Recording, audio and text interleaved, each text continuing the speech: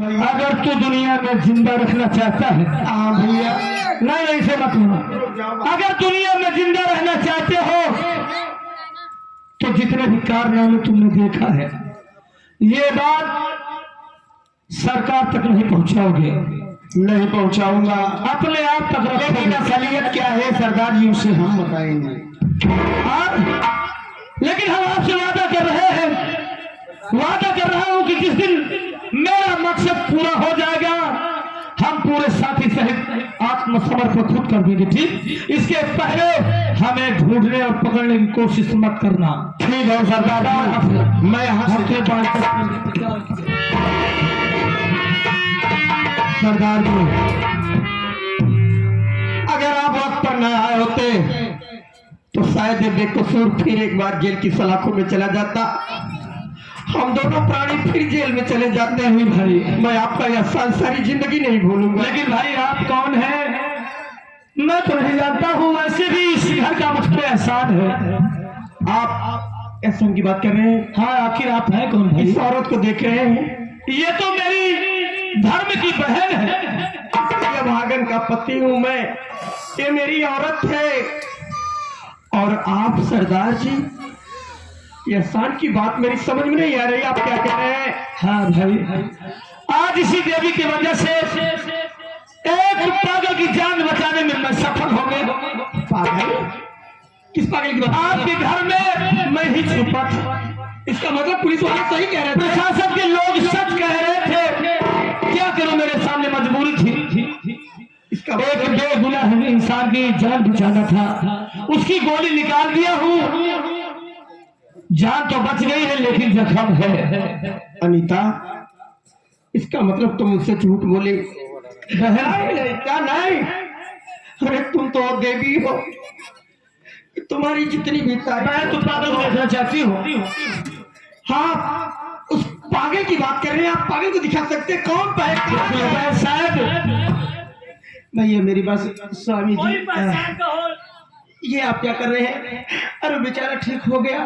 वो जहाँ भैया मेरे जहां में पागल है, तो पहले पागल से मतलब, अरे उसको पहुंचा दीजिए।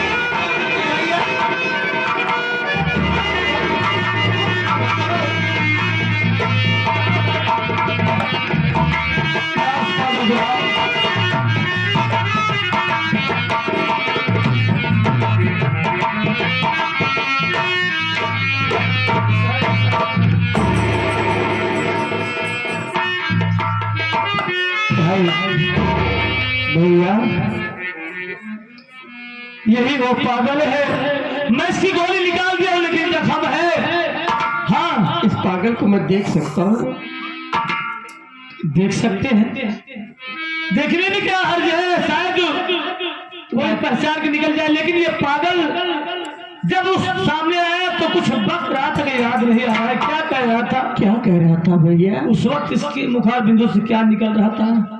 हाँ, याद आ गया।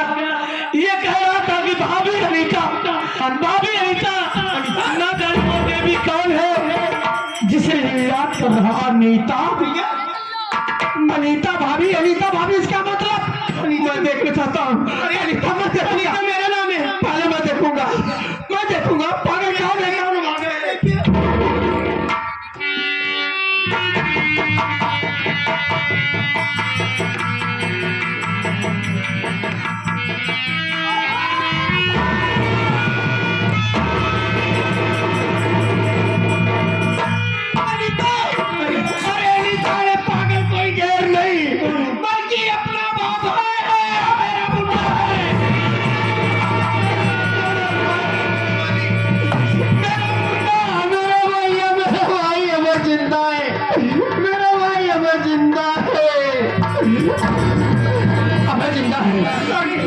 जिंदा है। जितनी जल्दी हो सके किसी अस्पताल में ले चलिए, इसके अच्छे डॉक्टर से इलाज करवाइए। इसे क्या हुआ है? मेरे भाई को कुछ नहीं होगा। सरदार जी कहाँ है? भैया, सरदार जी इधर आइए। मेरा देवर नहीं, मेरा औलाद है, आप इसे ठीक कर। ये मेरा भाई है, ये मेरा भाई, मेरा सगा भाई, ये तुम्हारा भाई है। मेरी जिंदगी है भैया, इसे बचा लीजिए, किसी अस्पताल में ले चलिए, नहीं तो मेरा भाई। मैं अगर इसे हॉस्पिटल तक ले जाता हूँ हो जाऊंगा और मेरा मकसद अधूरा रह जाएगा भाई। हाँ, सिर्फ एक तरकीब है। बोलो भैया। जिस माँ के चौखट पे हमेशा ये सर झुकता था, जिस आदि शक्ति जगत जननी जगदम्बा के चरणों में हमेशा मस्तक टेकता था, उस माँ से कभी कुछ नहीं मांगा।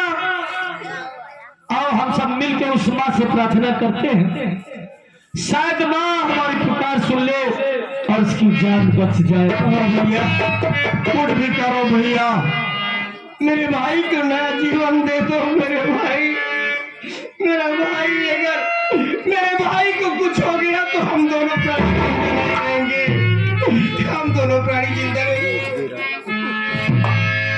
हे आदिशक्ति माँ, हे जगत जननी जगदम्बा,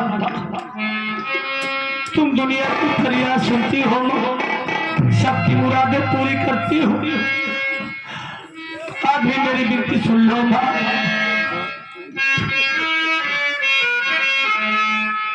कि तूने मुझे बुलाया सेवा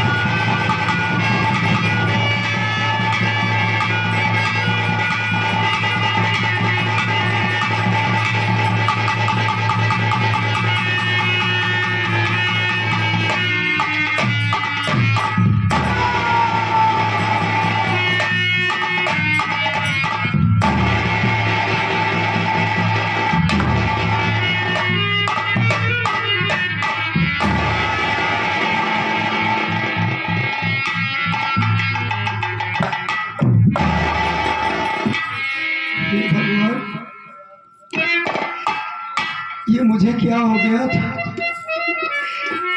मैं यहाँ कैसे पहुंचा? मेरे भैया मेरी नजरों के सामने, मैं अपने भैया से मिलता हूँ।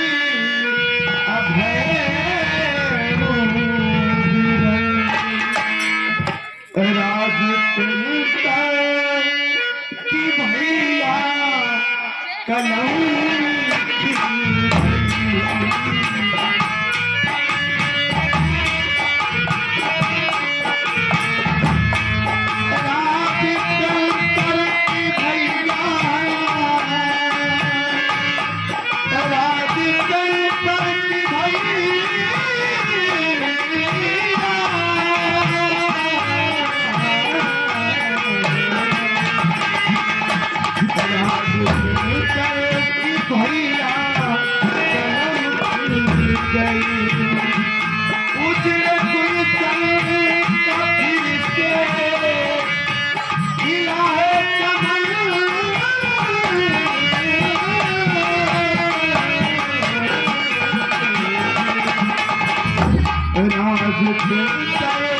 राज की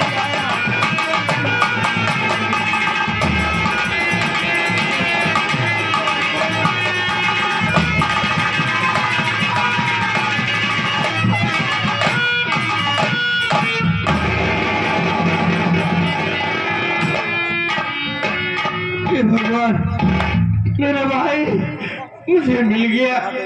मुन्ना तू मुझे पहचान गया, तू ठीक हो गया भैया। मैं ठीक हो गया भैया, लेकिन भैया हाँ आप तो मिल गए।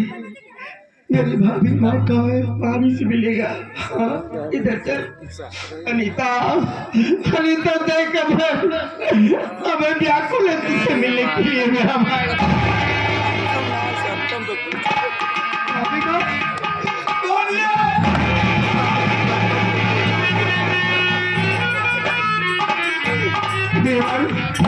तू ठीक हो गया, बहुत अच्छी बात है।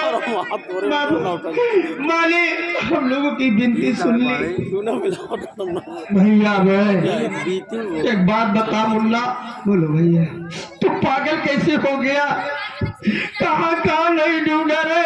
मैं तो टूट चुका था कि शायद मेरा भाई अभी दुनिया में नहीं है। कैसे पागल हो गया भैया?